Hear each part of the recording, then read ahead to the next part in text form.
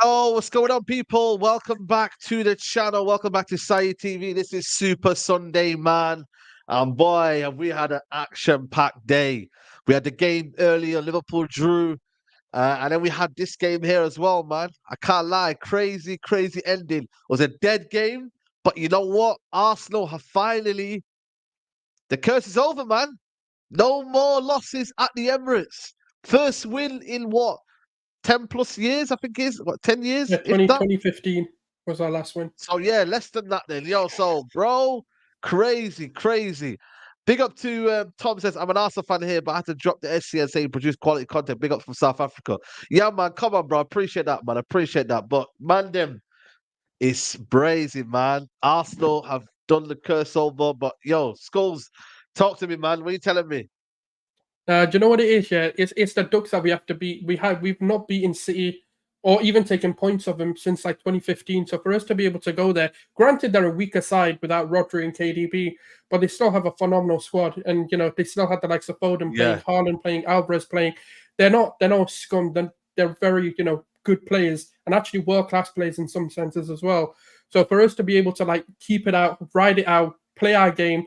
And this is the thing, right? A lot of people are going to say we've lost our edge, we've lost our swagger because we're looking to dominate games rather than beat a team like 5-0. We want the 1-0s, the 2-1s, rather than the bigger scorelines. But this is why we're doing it, because what we did last season was we started off so excitingly, beating teams like 3-0, 4-0. And that cost us, because when it came to the business end, we didn't know how to control these games, our emotions, our desires. And now we're seeing it. This is the first performance where I was like, now we didn't even show emotions. We actually played the game. And I was like, you know what? I'm proud of them. It's a 1-0. I know people are going to sit there and go, that's shameless because of the... But I'm going to be honest about it. I'm actually proud they didn't show emotions, because it could have been easy for them to make a big mistake and let this game go. Yeah, no, 100%, man. I agree. Like, it was very, very tactical, very, very... It wasn't the greatest game. I think there was like 2 shots on target. In the 80th minute or something like that, or less than that. Like, it wasn't a great game, but you know what? Go on, Roms. Go on. Don't you think that's, as much as we found it boring as from a neutral perspective, don't you think that's testament to Arsenal and City, as in they respected each other, they cancelled out each other? So we can look at it as boring, but I think both teams, it wasn't the greatest game, but both teams just shut each other out, and the concentration was high, even till the end. Actually got a bit unfortunate, but Arsenal made their luck, you know what I mean? But I think both teams were just on it. I think both were kind of scared to commit too many men forward, because even when you saw either side going to transition, they were leaving like 5-6 players back. Like, no one was really going gung-ho, and you've got to respect both teams. But Arsenal, they finally broke that hoodoo, man. They finally, and they needed that. They needed it. Yeah, no, facts, man. I can't lie to you guys, man. We got a super chat there from Man City fan. Thought it was a pretty even game. Both teams weren't good. There was an example of sometimes quantity over quality. No good chances, but AFC made their look. Listen, let me get the Tottenham fan perspective, because they're sitting neck in the woods over there. I bet you were like, yo, come on, draw. Do you know what? Yeah. Yeah. At the start of the game, I thought Man City were going to win. Prior to the game, when the game actually started off, you see City, they started off the game well, and you thought they could get you thought they should have scored at the start of the game. But from then, as you guys highlighted, I feel like the game was poor. Both teams didn't really they lacked that creativity, they lacked that sharpness in the final third. There wasn't many good chances. Like, shots on target were like, I think 1 or 2 each. Like, it was poor. For me, it was just a poor game from both sides. Obviously, I think Arsenal managed the game well. They managed to keep Haaland like pretty much out of the game completely. He didn't have a shot on target, didn't have a shot at all. Saliba had all of his touches were like far away from the box, and Saliba had him in the 1-to-1. So there was one point when he was pretty much on the counter attack, and Saliba took him out, and it pretty much that summarized the whole performance from Haaland today. Like, Saliba had him. Bro, Haaland. He had him right up. But I do think Arsenal did get lucky at the same time. Like, Arsenal didn't create much. It was a deflection. They've had a stroke of luck. Like, this is Arsenal this season. They had deflection against us. They had deflection against City. United as well. Yeah, but the thing is, George, bro, if you hold on against City, listen, you buy your own luck. Do you get what I'm saying? Yeah. You buy your own luck, you know bro. what, That's the thing. They held on. They held on today. The thing is, City didn't deserve anything. I will say that. I don't feel like City did deserve a win. And if as City did lose, I don't feel like they deserved the point either because they didn't do enough. They didn't create enough chances to even score a goal. And they were poor. It was literally the poorest City performance I've seen in a long while. Man. It was horrible. Yeah. You know what? Big up to the game was a tactical epitome of football. Yeah, I hear what you mean. You see why we wanted Pochettino, no creativity. Yeah. You know what, man? Haaland, yo. Let me tell you something about Haaland. I tweeted it, yeah? Haaland, Saliba pocketed him, then gave him the keys. I said, you're still not coming in. Like, bro, Haaland was anomalous. Like, this guy was, you know, it's... but Saeed, though, I get everyone's jumping on him right now. I hear it, innit, yeah? But end of the day, Man City are not playing to Haaland's strengths right now. Do you get it? Like, he's not getting enough clear-cut chances. So you're not seeing Haaland burying it. And this is what I've been saying about strikers, bro, in the Prem. As much as these guys are talented and they've got the finishing ability and that, if you're not creating chances for them, Haaland will be stinking out the place. Quickly, I was even saying it last season, yeah, Rams, go on, bro. 2 seconds, bro, yeah, because I was complaining about Chelsea's creativity, yeah.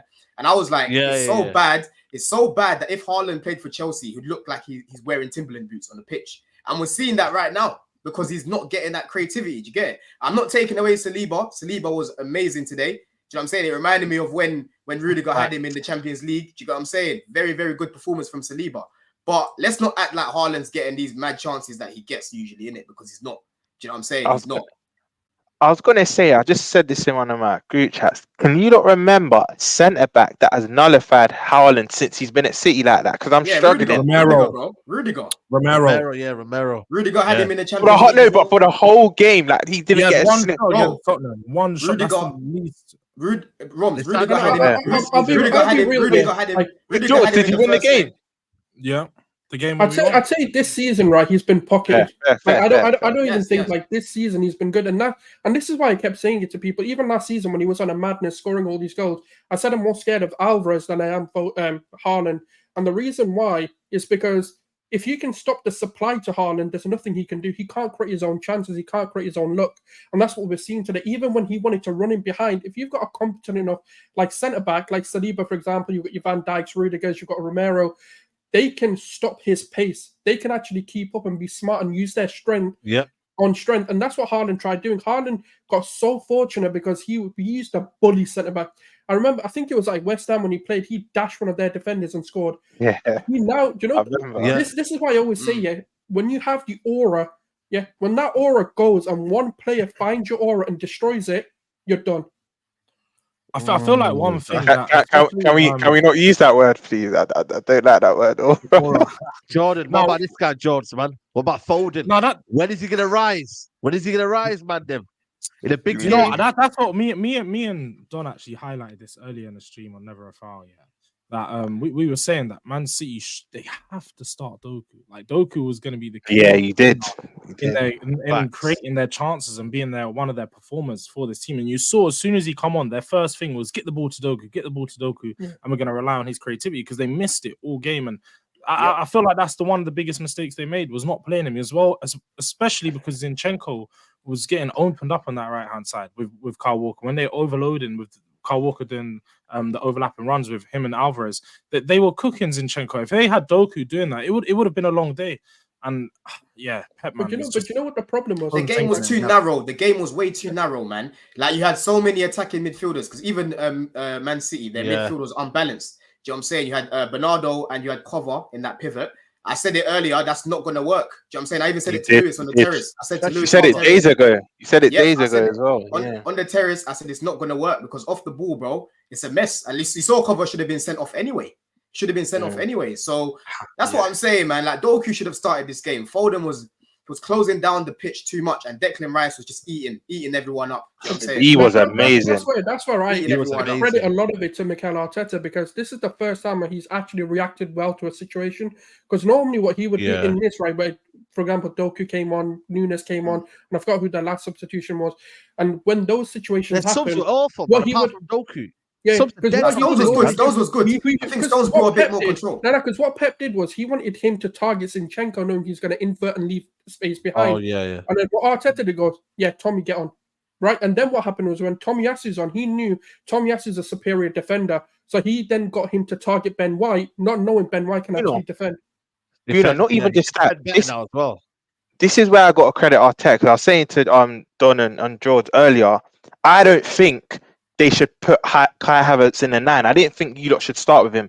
But the fact Arteta had the tactical nous to put him in the 9 the last 10 minutes and bypass the midfield, that's how the goal came. Bypass the midfield, knocked it back to Martinelli, and he scored. And I think Arteta needs a lot of credit, because let's be honest, we've all been on him. I've been on him. I know Don Said and George have been on. We've all given him our fair share of criticism, but he got it right today. And when I saw that starting lineup, I even mentioned my boy. I said, I don't think Arsenal are going to win this. This just looks a bit weak. But big credit to Arteta. Big credit to Arteta, because even the subs that he's been criticised for as well, they were spot on. They were spot on, man. Big credit to him. You know what? Let's give Arsenal their credit, and then we'll go to Man City. But you know what? For me, Jesus on the right, I still don't think it made sense. But you know what? He worked hard in that channel. But I think for me, I looked at Odegaard missing today. I can't lie to you. Odegaard was poor today. This is the second game against another big game. Another big game as well. Another big game. And I like Odegaard. And the thing is, I say to Bruno Fernandes, like, he goes missing in games, and then all the United fans come and attack me, saying, but Odegaard does the same thing. And I can't lie, Odegaard was missing today. But I felt like your defense carried you in there a little bit. You know what it is, yeah? I thought Havertz, though, had a good impact. Man got the assist there, or a little bit of an assist. Is it an assist? Did he get the assist, by the way? No, it would be. I think because it's a deflection, maybe not. No, it would, because the shot was on target. Because the shot was on target. He'll get the assist. He'll get the assist. Yeah. But like I said, for Arsenal, go on. No, go on, please. Go on, finish, bro. Now, I'm just saying, like, for me, what do you put this win down to? Is it more Man City didn't turn up, or do you think you're just defensively resolute? And you know what? It was a game of fine margins. Like, it was lucky in the end, but you need your luck though sometimes. So what would you say? Is it more you're resolute and that, or what do you reckon? I think it was Arsenal's resolute. I can't even lie. I do think Arsenal probably they had that just a little bit more in the game. They obviously they were pressing more. They showed a bit more fight at the end of the game to show that they wanted to win it. And City just sat back. And to me, it looked like City were actually going for the draw towards the end, if I'm being honest. Like, it looked like they'd just given up all hope of winning the game and just thought, you know what, we'll take a draw at this point in the last 10 minutes. And then they conceded the goal and started to panic. Because you saw in a lot of the players' faces, but as soon as they conceded the goal, I don't feel like they had the belief that they'd come back in it. But I was going to say, on what you were saying about Odegaard, I feel like him and Bruno are very similar, that the reason why they have troubles to break down in these bigger games, and especially games where it's very tight. As you say, there's a lot of tight spaces. Yeah. There's not a lot of space to move the ball and make those line breaking passes. He's not a great ball carrier, and that's what his problem was today. He couldn't pick up the ball and drag it past 1-2 players and then find a pass. He's just looking to pick it up and make a one-touch killer pass, which there just wasn't none of that today. There was no space for that killer pass. And I'm not being funny, when you have Jesus and Eddie up top, they're not players that really Eddie and Nketiah is a waste of space, man. I'll be real with you guys. There's no point accommodating Eddie and Nketiah. Like, there's literally no point. I don't understand the importance of Eddie and Nketiah. Literally, man. The only side, he works hard. That's why I think he's in the team. I'm like you. I don't rate Eddie and Nketiah. I don't. But the reason he's in that team. Do you know what it is? You know what it is, Rob? You have that teacher's pet, that teacher that just loves that student. That's Nketiah to Arteta. Gallagher, it's like Gallagher, bro. Yeah, like get it. That's Nketiah to Arteta. Eddie, bro, he's very, very inconsistent, man. He's got a big lack of quality as well. Do you know what I mean? Like, one time he can do something and it's like, raw, how's he done that? And then another time it's like, come on, man, that's basics. Do you know what I'm saying? So yeah, man, he's not that guy. He's not that guy. Yeah, a couple of super chats here. Simon Paul says, "Would you play well if you got raked on the Achilles by Kovacic?" Oh yeah. People forget Jesus was right winger at City. I'm gonna go back to Kovacic as well, because we're gonna talk about that. Shows we can win the league and Champions League and go. Calm down, man. Calm down, bro. Man, them. He's trying to stick you up, man. Let them get giddy, man. Let them get giddy. The referees again, man. The referees again, though, man. Kovacic should have been off. Like, are we all agreeing? He should have been off on him. Let's take the bias aside. Do you know what it is, man? I feel like if that was the first challenge, he could have got away with that not being a yellow. If he didn't have so many challenges before, but he was being dirty all game. And he was already on a yellow from a very bad challenge, which I don't think it was a red, but it was still a very bad challenge, the first one. And then to go and do that and not learn his lesson, referee has to set the tone. And Jota got sent off for less. Jota got sent off for left. That's 2 ankle challenges, and Cover was still on the pitch. It's crazy. And for that second one as well, when he got booked, he was nowhere near the ball. He was literally nowhere near the ball. So I don't get why he waved on so quickly. Like, just get on with the game. I was like, nah, that's crazy. That's mad. And also, should VAR? People are saying second yellows, VAR can't intervene, but what sort of rule is that? When the first one should have been given a red card anyway. I do agree with that, because I feel like it would stop the flow of the game, because that would happen a lot of times where you'd have to pull back for challenges like that, and then but not if you should have gave the first one a red card though.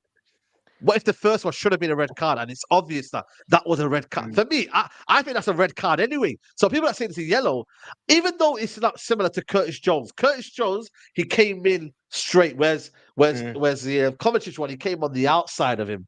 But at least Curtis Jones got the ball. Like, cool, his foot, the motion went over the ball, but he still got contact with the ball. Kovacic got nothing. The reason why was Kovacic didn't have that much momentum. If you saw, it didn't really twist. Like it didn't twist the ankle too much with Kovacic's one. It was just a small little niggle, and then the players got up and played on.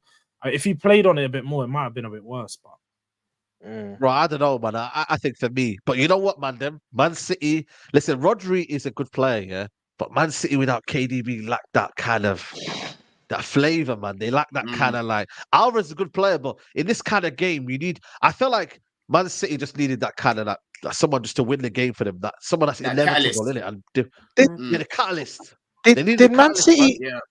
Do you not even remember a clear-cut chance? Because I'm struggling to even think of one. The only one was where David Raya and then Alvarez ran in a press. At the beginning. Okay. And Vardio's one as well in the first 10, but then that wasn't clear-cut. That was more like from a set piece. But City couldn't really. They were trying to do everything through the midfield. Like, they weren't really stretching the team. You get it? Like, Walker was trying, but then he would go back into the midfield and then go back in, and it keep moving it like that. Innit? It didn't work. It didn't work. I think City started to play for a draw. You know, I think they actually thought, you know what? Let's just come away here with a point, and that's where I think it went against them. I think Pep, and this is alien, but he actually went kind of pragmatic and thought, you know what? I'm not going to go for this. I'm all right if we don't get the win. Let's just take a point away. But he just realized the capabilities of his team, and he just realized this team's not going to be able to break them down today. It's just not going to work. They didn't have anything. You know what? I'm not saying. You know what it is? Rodri's listen. I know 100% Rodri's a great player and that, but you know what it is? If you can have a game plan against Man City and work hard the way you did, you can stay within the game. It's like Man City are going to recycle the ball a lot. They're going to do everything, but they might not have that kind of final end ball maybe at the end. And I think Arsenal, they did well to defend today. They pocketed Haaland. They made sure the gaps were very, very narrow. They did all the things for me that you've got to give credit to Arsenal today, man. They actually played the game and not the occasion. They played the game today. Yeah. So I think that's banking, but Pep was mostly banking on us being what we usually are against Man City, which is playing the occasion, getting emotional, and especially at home, we've been the most emotional at home. So I think Pep was banking on, okay, these guys at some point are going to make a mistake that's going to give us the chance that we need. And to be fair to him, we did in the first half. David Raya, I don't know what that guy was doing. Every time he got the ball, I was like, oh, for God's sake, what's he going to do now? And they did get a few opportunities, not clear cut, but they could have scored from.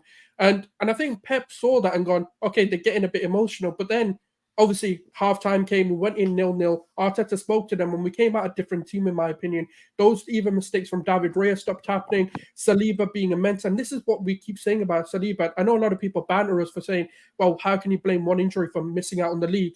And this is why. Do you think he's the best centre-back in the league right now? Do you think he's the best centre-back in the league? I just tweeted it. I genuinely think he is. But that's the only argument. George is not having it. George is saying Romero van der Vel for me in the conversation. I can't lie. Saliba, I think he might be the best defender in the league right now. Especially when you look at now, and I'm not trying to be biased here in terms of this performance, but man pocketed Haaland today. Like, he didn't give him no space, no nothing. Like, Saliba, I'm not going to lie to you, that he's levels now. I know when Haaland played against Tottenham, he had 0 touches in the box, by the way. I'm just It's not the first time. Okay. No, but George, let's not be shameless. Let's speak out this season, bro. That was, do you know what I mean? But it was this year. It was still within this year. It was in 2023. It was Nah, man. But you know what, man? You got. I know you could argue he was in a better team as well. You could argue that. So Saliba's clear, man. I think Diaz is in there. Listen, Diaz is still in there. I think Diaz is quality, but Saliba, bro, man, is just looking like. You know what happened one time? Man, he's a machine, slipped, bro. yeah. I think. Did he slip or something? And then he got up quickly. He's so like quick and agile, bro. Man, he's a cheat code, man. He's a cheat code. He glides, bro. He glides at the back, like, you know what I'm saying? And he reads the game just perfectly all the time. He barely gets in mad situations, but even when he does, he's mad quick. He's mad quick, so he just gets out of it. You know what I'm saying? I was thinking, I don't really know if he has a flaw. Like, the only thing I would have said even last season is sometimes he would have to make up for his own mistake. But even that's very rare now. Like, I'm actually thinking, what is this guy's flaw? Like, he's crazy. He's obviously Van der Ven and Romero. For me, Van der Ven's your best centre back, George. I said this to you last week. I think he's phenomenal, and I think his ceiling's higher than Romero's. But right now, I think Saliba just pips it, man. But for me, Saliba, Van der Ven, and Diaz, they're probably like top three. Vardio was solid. Yeah, Vardio was good today. He was very good today. I think Gavardio's got a future, but obviously he has to play at left back because he's a bit more. Yeah, I mean, he actually could drive with the ball and he's a bit tenacious. People are saying, why did he start for France? Come on, man, bro. How many players? I hate that. It's about opinion. It's about opinion. Do you know what I mean? You can't say that, man. I mean, Trent doesn't start for England. We're not going to start calling him like not one of the best right backs in world football. Exactly. I was going to say, do you know, Man City are actually looking like they could be in a little bit of trouble right now. And a lot of people are come on, man. I'm not. Do you know why? Yeah, he they've lost 2 Premier League games in a row. Then there's the next 6 games. It is 2 in a row. They've lost 2. That's the first time since Pep has been at Man City. They've got Brighton. They've got Brighton at home coming up, which is we all know it's not an easy game. Then they got that's their next game. Yeah, Brighton at home. That's City's next game. Brighton at home, and then they got United away. And then they got Bournemouth, but after Bournemouth, they got Chelsea away, Liverpool. They got us, I can't lie, so they got literally United, Chelsea, Tottenham, Brighton in the next 5 weeks. You know, Rodri's back. Rodri's back next game. That's what I see them dropping points on Rodri's the glue, man. Rodri's the glue, man. Once Rodri listen, back to normal. I've been in title races with this club too much, bro. They like to be the hunters instead of hunted, bro. Once Rodri's back, they thrive off this. I'm telling you. City will be back. And you know, you could tell it hurt them. You saw like Kyle Walker and Haaland beefing the Arsenal stuff after the game, and they're hurt by this. After the international, I don't know exactly what happened, but there was a bit of argument as they're going down the tunnel. There was a bit of a situation, but after the international break, I wouldn't be surprised if they just slapped Brighton for about 3 or 4. This is just City, do you know what I mean? But I didn't know it was 2 on the bounce. I did not know it was 2 in a row. I didn't know. I forgot about Wolves. If it wasn't for the Champions League, it would have been a 3 loss in a row. Like Newcastle, they lost to Wolves and then they lost to us, but then the Champions League kind of saves that for them. But that's the one game Rodri did play. Crazy. I just don't know if Arsenal can sustain this though, man. This, like, you know what you said about Rums, like they like to be the hunted. I want Arsenal to win the league anyway, or Tottenham. But again, that's going to be in. I want Spurs. If it can't be my club, come on, George. I want Spurs. If it's first, it's Spurs, isn't it? And we'll talk about Spurs as well in a minute. That would be unbearable. For me, it always has to be City. Listen. It always has to be City. Bro. But you know what it is? He misses Brighton game as well, though. Oh, he misses Brighton game. Is he not back? No, he served this 3 match ban. He served it. He's done 3. Sorry. Yeah, he's done 3. Yeah, he's done it 3 then. He'll be back for Brighton. But listen, Brighton away from home. I think they've not lost away from home, have they, Brighton? Have they lost away from home? I don't know. Right. They lost. Villa. Yeah, they got smacked up. Yeah. Now you know what is. You don't know what Brighton you're gonna get, man. Yeah, that's an easy win, man. I can't lie to you, man. I don't know why I'm gassing up Brighton because you know what it is with them. If they get beat 2-0 in the first 20 minutes, man, that game will be over with, man. You get me? What we should have done today. It's annoying. But I can't lie. Let me just look at the Premier League table right now. Obviously, we'll talk about Liverpool and Tottenham. But yeah, listen. Premier League right now is looking nice at the top. Man. Going into the international. I'm gonna pull up the table right now. And side, when you say nice, do you mean objectively, not on a personal level? Objectively. Tottenham. Yo, listen, man. We have to give Tottenham their credit. You know, they are top of the league in October. Yeah. You might realizing that, man. I don't think it means much, but I'm gonna take it for 2 weeks. I'm gonna take it. I'm George, up. George, speak on it, man. Speak on it. Speak on it. Pardon? You man got Do you know I'm laughing? Yeah, that's what I mean. I'm like, we you know I'm laughing because I don't want to rain on your parade, George, but why I'm laughing because we all know what's going on. we all know what's going on. You're bad for that. You're bad for that. No, Roms, man, you gotta let it marinate. It's funny and fun and games. Don't make it bait, Roms, man. Let him marinate. Let him get giddy. No. Because when your team's consistently dropping points, consistently conceding goals, then you shouldn't be laughing. Like, it's not because they're not players to stay in the football. Whereas my team consistently performing, consistently getting 3 points, and I'm sorry to say it, but I'm beaten. Something that you. I hear you. You know what? We took that away from it. Oh, like it happens. Like this like that. So I'm just saying, like, it's probably gonna carry on for a few more weeks. We're probably gonna have to get used to Tottenham being top of the table for the moment in time. But yeah, it probably won't last the rest of the season. But I'm gonna enjoy it while it does last. 100%. No, fair. Just know our next 4 so same as you lot, but our next 4 fixtures, we're going 12 for 12, man. We're going 12 for 12. So just make sure you do the same. Do you know what I mean? Our fixtures are looking nice. Our next 4. No, but you know what, man? Yeah. If I look through Tottenham, and by the way, let me just get the super chat in here. It says MCS is solid. We're in a crisis. Low, you lot are funny. We just need a few points. We within top by March. You know what we are. Wait till the GOAT returns. We will rise. I hear you. But for now, we can only speak on what for now. But if I look at Tottenham's fixtures right now, yeah, I'm being sick. They got 1 game a week, yeah. Let me just tell you something. They got Fulham next at home, Crystal Palace away, Chelsea at home, Wolves away, Aston Villa at home, and then it gets a bit tough for them. I can't lie to you. It gets tough after that.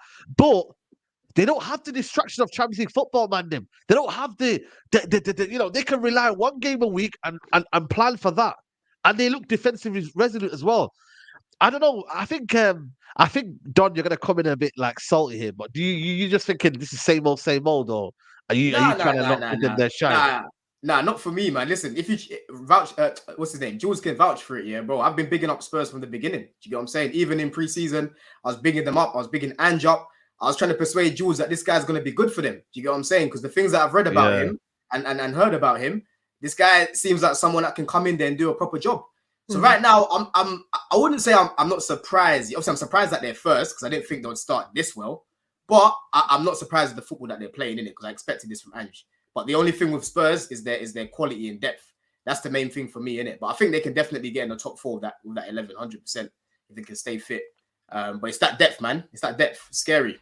No, I do think Spurs get 4th. I do think they get in the top 5. I know it's early, but I was saying to George earlier that 1 game a week will reduce injuries. I know people have to say, yeah, but outside of their 11, the depth isn't there. But they have less games than the rest of us. And I was going to say Chelsea as well, but I still think Chelsea have a way to go. But I think Spurs do have a good season, man. Like, jokes aside, what they're doing is crazy. And to be top of the league after 8 games, we're pretty much coming up to a third of the season gone already, and they're top. You've got to give them their credit, man. Got to give them their credit. Facts. Now, listen, I think Van de Ven is on form. Van de Ven looks like a big up to Igal in the chat as well. Like, geez, come on, Igal, enjoy that. But you know what it is, yeah? Listen, Basuma's daft, by the way. I don't know what he's doing there, man. Like letting it down. Like, one thing Spurs have got to avoid is Romero losing his head, Maddison injury, and doing stupid things like this. They can avoid them little things, yeah, George. Yeah, you can, and obviously Richarlison missing them chances. I'll be real with you, man. Bro, you cannot be missing them chances. Like you, man, should have been 3-0 up in the first 10 minutes. And nobody's even like saying that's even like exaggerating. You man should have been 3-4 up in the first 10. Easy. But game over. Though? The thing is with that is that like we take confidence from that because we know that Richarlison's not the player that is going to be at Tottenham for a long-term future. He's not a player that we really want to be starting. When Brennan Johnson's back after the international break, he's going to be thrown straight into the team with Richarlison back on the bench, I reckon. I think that's pretty much guaranteed because he's shown from even just his little cameos that he has just that little bit more than Richarlison and can bring more to the game. But even taking that aside, like I feel like right now, the likes of Maddison and some of the other player injuries, I just don't think it's going to happen. I feel like we can, as I said, it's something that we need to rely on avoiding. But we have players coming back from injury. We have Hill coming back from injury. We have Bentancur coming back from injury. Our squad's it's not a big squad, but it's a squad enough to get us through to at least January where we can bolster it. But one thing I was going to say, the real question is, will you bolster in January? 100%. I feel like that's no doubt in my mind because we're seeing how good this team is. Yeah, the first team we're lacking that depth. I feel like we've already. Wait, George, you trust Enoch? Because this is one thing I'll say where our clubs are similar. Yeah, even if Liverpool and Spurs are within 2-3 points of the leaders, I don't trust any of our owners to strengthen. The thing is, I feel like the opposite happens is that they'll be like, "Your team's good enough. You don't need anything." Or that's what I was thinking. I think our owners are tight. Get a loan, get a pocket change, like a 10-15 million pound player. Here you go. But that's on you. It could potentially happen. Don't get me wrong, but I feel like because we haven't actually invested the Kane money yet. Still, we obviously invested some. Oh yeah, we haven't spent. Yeah. In Tottenham, we got 80 million left from this Caicedo as well. So we both have money. We both have money. In the back of our minds, I feel like Levy knows that he didn't overspend in the summer because he wanted to save some over for January. And I reckon we probably have a decent budget of at least 70-80 million to spend in January where we can just improve the squad with 2 or 3 players because I know we definitely need another centre back. He's already looking at that striking position and seeing that we don't have a striker that Ivan Toney. And then we need another someone else. Chelsea. Yeah, no, he needs to go somewhere. I don't know if he's going to come Spurs, but then we definitely need a backup for Maddison. But I feel like right now, the biggest thing and why we're succeeding so much is our project. Our youth players are performing much better than a lot of people expected. Like Udoji's coming to this team, Sar's coming to the team. Yeah, Kulu, Paul, like all these players are still young and they're just all performing at that top level. They're all buying into the project, similar to Arsenal at the beginning of the beginning of last season when. Maybe not at the start of the beginning, but just after that, when they started to find their rhythm, you could just see everyone's buying into the project. Everyone's like happy, and you could just see that everything's clicking. So right now, that's probably where we're at, and we just need to take it game by game. But we can't get too ahead of ourselves and start talking about title challenge and all this rubbish still. No, listen, I'm just giving Tottenham their praise. Like I said, going into the international break, top of the league, you just never know. You set yourself a good foundation that even if you do fall off a little bit, you're still within that area, innit? And listen, I'd rather be there than where I am. Like, yeah, I know this is going to be like, I'm not shitting on their parade because I think they've done well, especially coming to the Emirates and playing their plan A rather than even trying to deviate from their plan. That takes a lot of courage. So I'm going to give you all your praises. But what I do want to see is what happens when you hit adversity, when you do get a loss, when you do have a moment. Like the Basuma moment could be what defines your season for me because him missing a game, having a red card, let's see how you now do. Can you overcome those hurdles? And that's the question, because that's the question we had as well last season. And we were going through like the honeymoon period was when we hit that barrier, can we overcome it? And the reality was in January, that's when you've got to answer that question. If that barrier is hit, will Levy do enough to get the players in? Because you've also got to convince the players to come, leave what they're currently doing, and you've got to get level raises. It's not about stopgap. Not necessarily though. Not necessarily, because one thing about Ange is his talent ID, bro. And one thing I said to George in the summer, I said, listen, you might hear about players that you've never heard of. None of us have heard of them. But Ange has identified that person and said, listen, I want that guy. Because he even scouted Mitoma, bro. He was trying to get Mitoma to Celtic before he went Brighton. And you know how Brighton... He done a lot. He's got a big Japanese move in his Celtic. So what I'm saying is that budget that they've got there, that's something that he can work with because he finds niche players in it that no one really knows like that. Do you know what I'm trying to say? So he can actually find someone, bro. That's on the cheap. Yeah. Look at this one, just to kind of tell you the stats. Arsenal have beaten Man City for the first time in 17 games. They lost the previous 16 with the aggregate score 39-10. Streak over. Crazy, man. Crazy. Listen, 1.2K in the building. Guys, make sure you're liking the video, man. We need the likes up, man. So if you're watching right now and you haven't hit the like button, I don't know what you're waiting for. Please do smash the like button on the video. Liverpool, man. Listen, that's now what?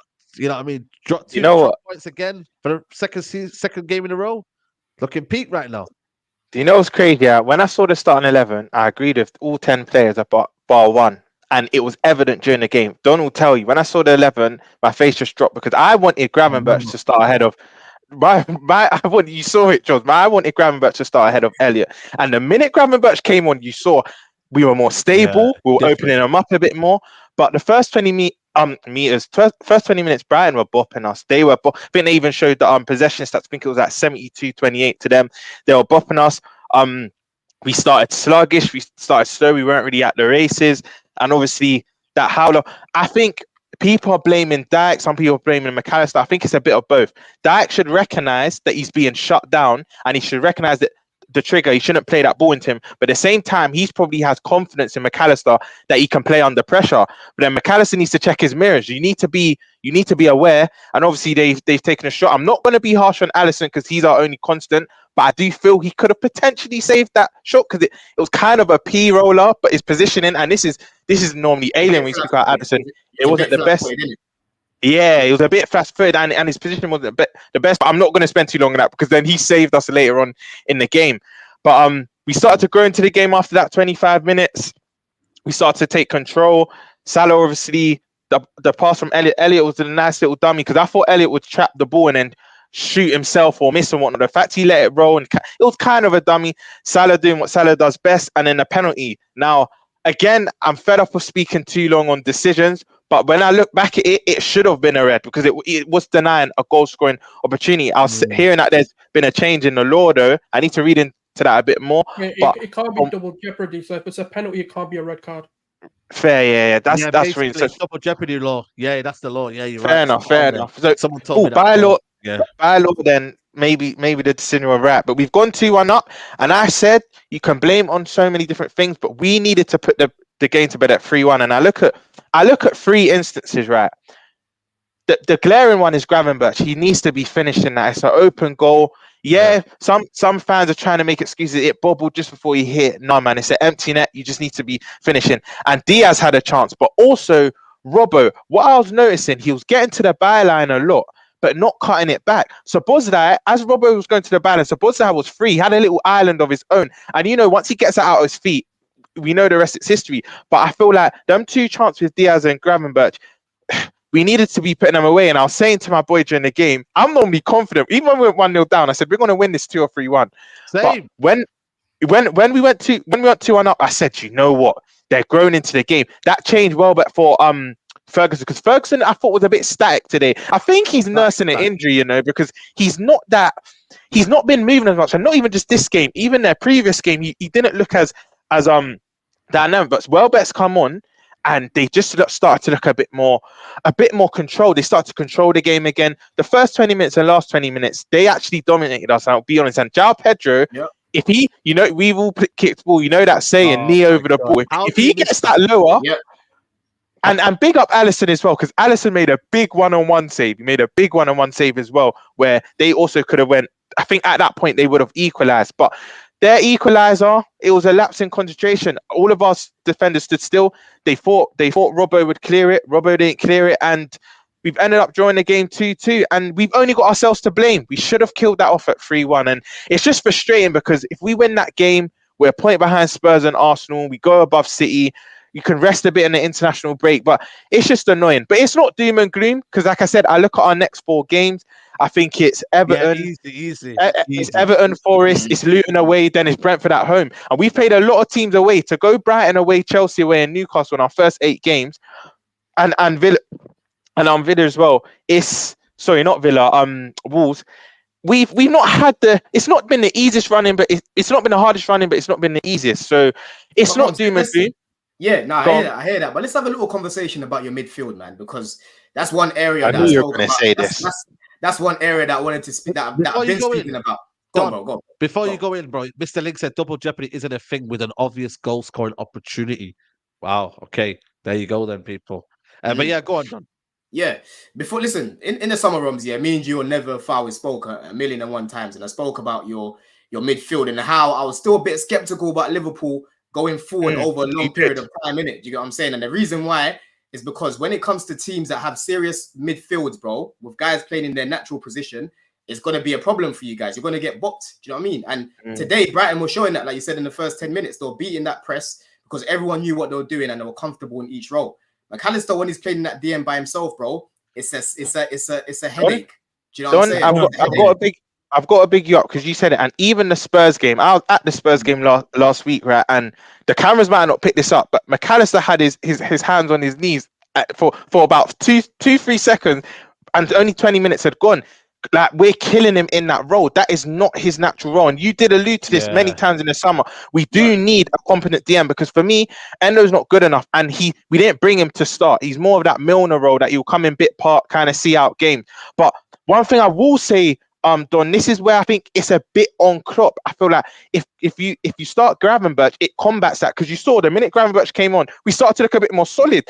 Yeah. They weren't really cutting through us as much. But I agree with you, bro. McAllister, we can't keep playing him in that DM position. And this is why I just want us to get to January still within touching distance of the league leaders, or hopefully we're league leaders at the time. And like George said, I want us to then invest. Do I trust my owners to do that? Not really. Not really. You've got two DMs sat on the bench. You've got, like, regardless of quality, you've got Endo and Gravenberch. Did you hear me? Yeah, I see that. The one thing, like, when you watch international football, right, and I've seen Endo play like a few games, so I don't know. I've got no sample size to go off. But the energy he brings could have been what you needed today. And I just don't understand the persistence of outplaying, because if McAllister was like a Declan Rice 8, let's say, someone who could have played and it makes sense to play in a DM role, I understand that. But when you're transitioning a player whose clear attributes are to attack the game and actually creates chances for attacking players, it doesn't make sense to do that. But do you know what, Sauce? My rebuttal to that is, whenever we've seen Endo, right, the 2 Europa League games he started, he looks lightweight. And what's concerning for me is if you're not stamping your authority on them games, imagine how you're going to look in the Premier. And then even the games you've seen in the Premier League, he's a bit too lightweight. He's getting bounced off the ball. So I agree with you. He probably is our only 6, but he's coming in and not really doing much different to a McAllister, if that makes sense. He's not really making much difference. So for me, you then get the best version of McAllister. I understand, but what you're doing is you're kind of taking away what McAllister can actually do on the ball. Yeah, I hear you. Because if you then played Endo, what's better for you? Like, again, you watch Liverpool more closely than I do. I kind of just have the games on and watch him, but you're analysing them and obviously looking into them. But for me, if you had like Endo, is what McAllister could bring as an 8 more important than having, let's say, Endo being a bit lightweight? Because you still got McAllister playing as a double pivot. Give some respect to Curtis Jones. He's been a good player this season. Listen, he's gone under the radar side. I would go as far to say, Sabozai's going to get the headlines because of the goals, the assists, the flair. He's stylistic. He's amazing on the eye aesthetically. But Curtis Jones, for me, has been our best midfielder. Mr. Link is spot on, and his legs were apparent because he's probably our best actually, no, him and Sabozai, but they're probably our best pressers in the middle. But back to what Saul said, you are actually spot on, because regardless whether Endo's going to come in and do well, it still frees McAllister of that defensive responsibility. So no, you do have a point. But for me, we are killing him, man, because 25 minutes into games, he's huffing and puffing that his red shirt looks darker than the rest of our players. Do you know what I mean? And it's crazy. It's a bit of a trigger for press. And the thing is, McAllister's press resistant, but not in that position. Do you know what I mean? Yeah. Position, so I think people underrate a 6th position, because like even when Declan Rice first came in the preseason, the man was getting killed. But not like energy or stamina, but just in terms of not being able to get out the press. And I think people don't realize how much of a responsibility you have in terms of controlling tempo, and especially in the Klopp, Pep, and like sort of the Artetas and even Ange for some degree. They're very difficult roles to play, and only certain caliber of players can actually play it to perfection. And I just think McAllister could do more for you guys if you had just pushed him forward early on, played him into like an 8-10 role. He could have freed up like Salah to do something. And I think Brighton would have focused on him and taken plays away from other players. And it would have become a one-on-one situation rather than double teaming Salah, because, you know, that's your only threat. And for me, it's like it was evident in the first 30 minutes that the target was let McAllister get the ball and press him. Yeah. And that's how they got their goal. But I do think, though, Liverpool will do well this season in terms of pressing teams. Like what Gross did there, look at Szoboszlai. They will get a lot of goals by just pressing teams. Winning that ball. Salah, come on, man, this guy's a 1v1 demon, man. He'll just. That's what's gonna, that's gonna get them up. Their firepower is gonna get them up. That's what kind of papered over the cracks, because you look at last season, we had a Fabinho and Hendo and Thiago at times whose legs were going. Now, this season, as much as we don't have a 6, that's why we're doing well, because we're overcompensating for that 6. We've now got 4 or 5 midfielders that are industrious. They got legs, they can press, and we were after that 20-minute first spell of Brighton, we will start to suffocate them. They're making mistakes. They're passing it off the pitch. And that's why I just want us to get to January, still in touching distance of the league leaders. And then we can go in for we're linked heavily. I don't know if you got heard with Andre, I think it's Trinidad from Flamengo. Is it Flamengo?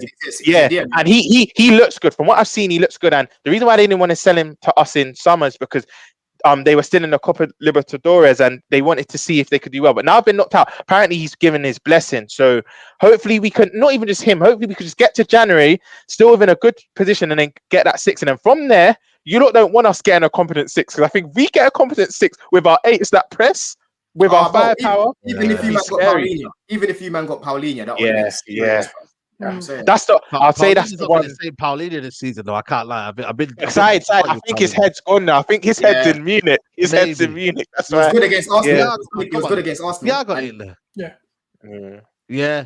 No, I hear that, man. Now, Liverpool fair play to quickly side. Back on Mr. MSK's comment. Quickly side.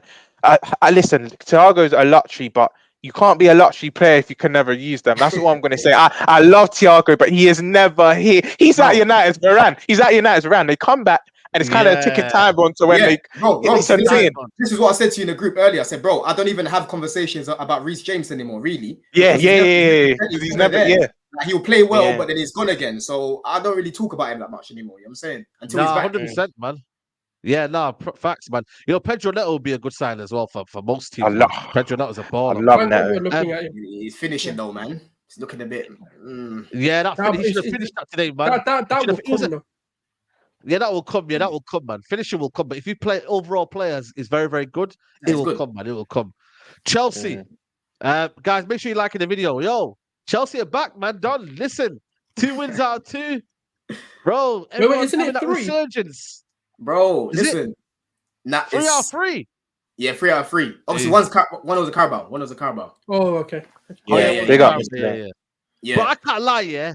When I see the goals going in, 1, 2, 3, 4, I was like, yo, goals flying in. Have we underestimated Chelsea in terms of when they get their players back, yeah, and when they actually start to kind of, do their thing? Bro, we haven't even had our players back, though. This is what I'm saying. We haven't even had our players back. All that Poch has done is started to play certain man now, like Cole Palmer. Do you know what I'm saying? Cucurella coming into the back line there. Do you know what I'm saying? Caicedo and Enzo playing a bit deeper now, like he did against Fulham, like we did against Burnley the other day as well. So Poch has now made a few tweaks, innit? Bringing Mudryk into the team. Do you know what I'm saying? Because the big problem that we had before is that we was doing a lot of side-to-side football. Do you know what I mean? It wasn't as fluid. You had Gallagher playing in that pivot. You had Ben Chilwell playing left wing. We were keeping the ball because we've got enough players to keep the ball, but we just weren't being attacking. Do you know what I mean? Now he's made that connection there between the midfield and the attack in a Cole Palmer. The guy's got 3 assists in 3 games. Do you know what I mean? He got a goal the other day as well. And he's just dictating games, controlling games, always trying to get involved, always in between the lines, always in the pockets. And he's always making sure that we're attacking as a team because he brings us forward. Do you know what I mean? So that's what's happening right now, man. Poch has made a few tweaks that I've been begging for. He's trusting his younger players a lot more. Sterling, if he can play like the way he did against Burnley, then he can stay in the team because Sterling's been poor the past few games. I'll be real with you lot. But yesterday, very, very good performance from him, man. But yeah, man, we're just moving along right now, innit? Building a bit of confidence. After the break, we've got Arsenal at the bridge. But yeah, we should have reached this big game, very big game, man. For both clubs, because if Arsenal, how far they've gone, and for Chelsea, you know what I mean? What are you man on really? Like, are you man just pretenders, or are you man going to show that we got Caicedo? Like, it should be a tough game. That like Arsenal should be going to the bridge thinking, like this is a tough game. If I see Arsenal roll over Chelsea, serious question have to be asked of Vincent. Pochettino. Bro, defensively, we've been very good. No, but do you know what it is though? Like, we've been good defensively. I think we've got the best defense in the league right now, barring City or Arsenal. I think one of them. I don't think we've got one of the best. But anyways, like now the thing with Chelsea is right. This is how a process is meant to begin. Like you're seeing what Poch wants to do. You're starting to see the philosophy. You're starting to see the style of play that they're trying to implement. The only problem they've had is they've had no one clinical to actually take those chances. They're one of the highest XG performers in the league, and the problem was like we've seen the Jackson misses, we've seen Raheem Sterling miss a lot of chances, and now what he's done is he's gone, okay, Cole Palmer can actually take a chance. Let me play him. Raheem Sterling on his day can actually score goals. Let me start playing him. And once you get, like, for example, the Nkunku's back who can actually score from outside the box, you're going to get the variety back into your team. And I do think long-term Chelsea are a force to be reckoned with Pochettino being at the helm. And for me, this is the rough that you've got to get through. If Chelsea fans can stay patient, it's long for the league. But if they do what they have been doing and bottle it because they're not seeing what they want in terms of results, it's back to square one, and we're back to being proven right. And I don't think Chelsea will do anything. Yeah, but what it is, the main difference right now, I know on paper it was saying that was creating chances, but listen, I watch this week in, week out, 90-minute games, innit? And the chances weren't clear cut. It was a lot of go to the right, trying to cut it back. Jackson was feeding off a lot of scraps. I know Jackson had that howler against Forest, bro, but majority of his chances would have been bad. It's the same situation like Haaland. Only difference with Jackson is he can actually kick ball. So he tries to get involved in the game. But now what's happened is you've got Palmer playing a bit closer to players like Jackson, a bit closer to players like Broja. Yeah. When it comes to creating these chances, he's a link man. So now when we're creating chances, it's no surprise he created 2 chances for Jackson. He scored both of them against Brighton. And then he created again for Jackson yesterday, and he scored again. Do you know what I'm saying? They're clear-cut chances now. They're not just scrappy chances like what they were before. Yeah. But you know what as well? Chilwell, I can't lie to you. I don't like to say injuries are a blessing in disguise, but had Chilwell still been fit, do you reckon Chilwell would still be playing left wing, or would that have been kind of like? He got that experiment. That experiment got deaded 2 games in. He stopped it. Okay. He started Mudryk. Mudryk was has been playing well. Only reason why he didn't start is because obviously he came off injured against Fulham. But again, Sterling played very well. But yeah, guys like Mudryk, do you know what I mean? Mikel Arteta obviously saw something. I know everyone wanted to banter him, but for me, I just kept saying, listen, give that guy some confidence by giving him game time. Do you know what I mean? These young players will never develop if you don't play them. Do you know what I'm saying? So imagine if Pep had Mudryk. It will be dangerous. It will be long for everyone. Do you know what I'm saying? So for me, I'm happy with how we're getting on right now, man. I'm happy with how we're getting on. I can't lie. Yeah, no, I hear you, man. Listen, you know what it is, man? That's what wins give you, man. It gives you confidence, Robs. Like, are you looking at Chelsea the way now? Are you looking at them? Do you reckon time? They need time? Because a lot of people want to Poch out. Like, a lot of people want to Poch out early, bro. I know a lot of man was like, yo, get him out. He ain't the guy. But, he's the thing is, his feet a little bit. Me and Don spoke a lot. Because, even when we did a prediction show in the summer, I had Chelsea 3rd. So I've never really disrespected this club. I had them 3rd. Obviously, during the season, I had reasons to now kind of drop them a few places, which obviously I don't have them in the top 4 anymore. But I know Chelsea have quality. I think that's undeniable. I think we all admit that. And I was saying to Don in the summer, this squad you've assembled is crazy. But Don was spot on. When Poch wasn't doing himself favors and playing plays out of position, that Colwell left back and Chilwell left wing and etc. And I think you were saying Enzo in the 10 and whatnot, he wasn't doing himself any favors. And I said, once you get that guy that can finish, because I rate Broja, but even yesterday, Chelsea's the 3 p.m. game that I watched the 90 minutes of. And I was saying to Don, there was a moment where he was clean through. And if this is the Broja at Southampton or pre-injury, he's probably driving forward and burying it or assisting. But he kept cutting in, then they just intercepted the ball for him. And I said, Chelsea can be scary, but for me, it will be too little too late. I think Chelsea will start firing in all cylinders, but later on in the season, I still think this next 6-7 games, we're gonna see a lot. We're gonna see what they're really made of. I think you'll gradually get better, but I still think if it's not Palmer or a Sterling, I still don't really see where the goals are coming from. But Chelsea will be a force to be reckoned with. I'm not disputing that at all. Go on. Yeah, the thing is, what they need to build on. Go on, Sauls. It's just the foundations that they need to build on, because when you look at it, right, like before we went and, like, for example, ESR was introduced into the Arteta team as a number 10. We didn't play with the 10 because Ozil was excluded for bad form and all of that sort of stuff. And then we got the 10 in, the actual guy who's going to create chances. And what happened? We turned Chelsea over 4-1 in the worst form that we've gone into the Stamford Bridge. And then from there, obviously, we went and got Odegaard in January. And then from there, we kick-started what we needed to do. Now, I'm not saying they need a 10, but what I am saying is, all they've got to now do is identify that 1 or 2 positions that they need to actually fix the problems that they've got. Because for me, their creativity is part of the problem. We've got a 10 but that's what I'm saying. Right, whether it's a striker, whether it's a centre back, I'm just saying we had to identify the problem we had, why we weren't winning in that season, and the issue was we didn't have a pure 10. We didn't have a creative player. Once we identified that and went into January, and got a player from our youth academy, wherever. That's all I'm saying. For you guys is now you guys have got your flow, you've got your philosophy. Poch knows, okay, from this 11, 18, 25 man squad, what is it that I need? What are the 2 players I need, 3 players that I need to fix the problems I've got? Yeah. Your problem is, okay, cutting edge chances and scoring goals. So you need a striker and potentially 1 more creative player. And once you get that, that's when your problems start fixing, and then you build your depth. So that's how I feel. 100%. Yeah. I get what you're saying, but just on Broja, like, the good thing is Jackson and Broja are very different. Do you know what I mean? Jackson, he's good. He's a good player to have when you're playing against a low block, because he's not just going to wait for the ball in the box. He wants to get involved in the game, always trying to be in those pockets, linking up with other players. And Poch noticed that, because at halftime he took Broja off. I was saying Jackson needs to come on. Jackson came on, and we looked a lot better with him, Rom. So I think that obviously we're going to have low blocks like the other day. But when you've got someone like Jackson and you've got a Palmer creating good chances again for him, he should be burying them, bro. He should be burying them. Do you know what I'm saying? 100%. I don't think it's everybody here, man. You know what it is with me? I think ultimately Chelsea fans can't get too excited, because I still think this young team will lack experience in certain situations.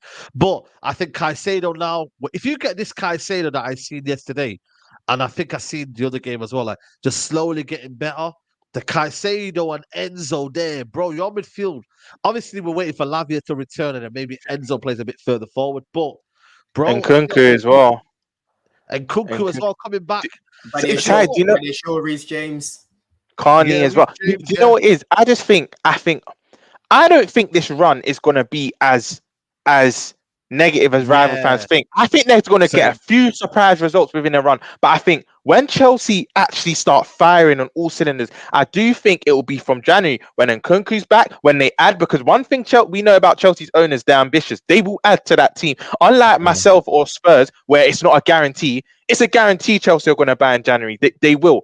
But I just think they're going to go on a mad run from January. But this is what I've said to you, Don, many times. I think from January, it's just how big is that deficit? How far are you away from the rest of the pack? That's my thing with Chelsea. But I think that they're going to hit a mad run. I know they will. There's too much quality not to. Last topic. Man United got lucky yesterday. Quickly, your thoughts. I think for me, man, I'm just kind of enjoying it now, and then I'll think about it later on. But we got lucky. We caught life, man. I'm not gonna lie to you. We would have been here depressed. But we won. Like, I was saying, relax. Listen, that Brentford keeper, someone needs to do a background, a serious CRB. Serious highlights, bro. He was trying to throw the ball in the back of the net. Like, he was trying to give you a goal, time and time again. I don't know what you lot did to him, Saeed, but boy, something's a bit flaky there. I can't lie, but listen, I didn't really watch the game, innit? I put it on after 70 minutes. I watched it at the end of it. It was kind of the same old. I wasn't really seeing United creating any clear-cut chances. I was seeing them at the end just trying to lob everything in. But I just had this feeling that Brentford were looking a bit shaky. Do you know what I mean? They just didn't seem like they were feeling confident that they were going to hold on. And if you feel like that at Old Trafford, that stadium will eat you in, man. And they just came back. They just came back. Facts. That was it, man. Listen, I think for me, Mctominay, sometimes you need heroes, and Mctominay was our hero yesterday, but boy, we were so awful. But Brentford, you know what the problem was? Brentford was they time wasted too much. That's why 7 minutes were added on, man. Had they come back to backfire, it backfired, man. It's happened so many times where I think teams like that, they need to understand, man, let's just play the game. Like Man United are not really doing anything. Let's play the game. Bro, do you know when it happened? It happened last season with us. It went in our favour. We scored a late winner. Fabio Carvalho, literally, because Newcastle kept wasting time. And all of a sudden, they want to be like, oh, how comes all this time was added on? It was added on because of you that were wasting time. Do you know what I mean? So I think, it definitely backfired. But for me, it's sometimes in football, it's just the football gods that RIP Ferguson's wife and whatnot. But a Scotsman coming on and getting the double, sometimes these things are just written. And that first goal, that death touch to bring it out of the air, that was Berbatov. By the way, before everyone starts jumping on me, I'm not comparing him to Berbatov, but it was Berbatov the way where he dragged it from the air and just slotted it in. That goal was. A lot of people are skying that or putting that wide, you know. So big up Mctominay. I've always said he's a decent player. I think sometimes United fans go a bit too overboard on him. He's not the best, but he's not the worst. And when you lot were saying sell him, I was saying in the summer, sometimes you need, you miss profile. I think sometimes just because he got that goal scoring gene for Scotland, and now you're now seeing it for United. I remember even a game against City, he scored the winner at Old Trafford against City one year as well. I just think with McTominay, he's not a starter. I'm not stupid, but he's just that. Sometimes you need that squad player that will give it their all. Just leave him on the bench. But United fans that were saying to sell him in the summer, I've always thought there's a little bit of a player there, man. Yeah. Now you know what it is. He's a goal scoring box to box midfielder. But the problem is, you can't facilitate for McTominay. You can't do that. You can't. I hear because he'll get a good GA. Like the game's evolved now. Mount might not get the GA. Mount might give you the running around and other things. keeping it tiny, which I think for me is a bit pointless because. Bro, we're not doing anything with it. But listen, Ten Hag, does it delay the inevitable for you, Mandem? Or do you think Ten Hag, if he wins against Sheffield and maybe wins in the Manchester derby, it might turn it around for him? Because if he wins the derby, go on. I was going to say, Ten Hag's biggest issue is Sancho's getting proven right, which is where the problem's coming. And why I say that is Rashford's clearly having a stinker. Why do you keep playing him? Yeah, Bruno had a stinker. Why do you keep playing him? And I think that's the problem. I think United fans, right? I think a lot of fans, or even like anyone, can give a manager time as long as they're doing the right things. If they're seeing a player out of form, have the balls to drop them. You know, if it's one or two games, you're like, fair enough in it, they'll pick their form up. But when it's constantly happening, making the wrong decision, when the fans are getting in your head, like for example, against Galatasaray passing into the shooting, like those are the moments where the manager needs to rise and go, you know what? This is where I'm going to show who I am. And even like players like Onana, like, you know, shouting at Maguire and then making howlers every single game, there's clearly something wrong at United, and I don't know what it is. And it seems to be a thing where these managers just can't instill a culture, and that's the problem. Like, I've not seen the United that we feared. Like, everyone looks, we're like, United game, I'm loving it. I want this fixture every single week. You know what it is, Side? Go on. You asked the question, did it delay the inevitable? For me, I now don't think he gets sacked because I think there's certain turning points. I think he's fine managed because I think if he lost that game, I think he's gone. Because how many managers have we seen? How many managers have we seen sacked during the international break? It's 2 weeks, and it would have made it worse. You've got 2 weeks to proper speculate and to find a potential replacement. Do you know what I mean? We've seen it many times. Normally, managers get sacked in the international break, but I think it's fine margin. I think if he loses that, I think he would have been gone by today. Breaking news during the games and whatnot. But now he's won that game. I think you now beat Sheffield because Sheffield and Luton, right? I know they say there's no easy game in the Prem, but they're two clubs for me where home or away, I think even if you're bad, you're going to beat them. I think they're two games where I think you can get away with, but I think he beat Sheffield. And you know what? The amount of times I've gone into a Manchester derby thinking, City have won this, and United just pull something out of the bag. It's a derby. So I think we should have. I think Ten Hag keeps his job. I think he keeps his job. Honestly, I think I actually think. For me, go on, Said. I was thinking, for me, I always look at it, December time is where you kind of have in your head, you're like, bro, we've had 4 months of the season. We're out the Champions League. We're probably out the Carabao Cup. We're probably, you know what I mean? Like, it's very, very toxic around December. I always say December's a good measurement point to say, right now you maybe need to sack a manager. Bro, October is never, it's crazy to sack a manager this time. Let a manager have time to figure it out. Like, let him, I'd say, you know what, I've got it wrong. He dropped Casemiro. He dropped Rashford. He may drop Bruno now. So let him figure it out. That's exactly what I was going to say. Shit. Yeah, that's exactly what I was going to say. Because one of his comments that I saw, correct me if I'm wrong, Saeed, he said when he took Casemiro off, he said, I wanted football, innit? I wanted football. So he's clearly seen that, listen, these men that I'm trusting, these men that I'm putting that faith in, they can't do what I need them to do, innit? So now that you've got the easier games like a Sheffield, you've got a Luton there, these guys that should be coming in now, they should be able to do a job in it. They should be able to cook a little something. Do you know what I mean? So now he needs to be brave. That's what it is. He needs to be brave. Otherwise, it will be the same problem again. Well, let's see, man. Let's see, man. But listen, it's been a crazy week for the Premier League. Tottenham are top of the league, followed by Arsenal. Let me just quickly run through the Premier League table before we wrap up, people. And yeah, man, it's like I said to you, man, it's crazy ending to the Premier League campaign before. So Tottenham there, 20 points. Arsenal, 20. Man City, 18. Liverpool, 17 points. Aston Villa, man, listen, they got a draw today, I think it was. So they got there. Brighton are in there. West Ham drew with Newcastle. You see, with the problem with these four clubs, yeah, they're gonna take points of each other. That's the problem. Yeah, West Ham or Newcastle one of them should have beat each other.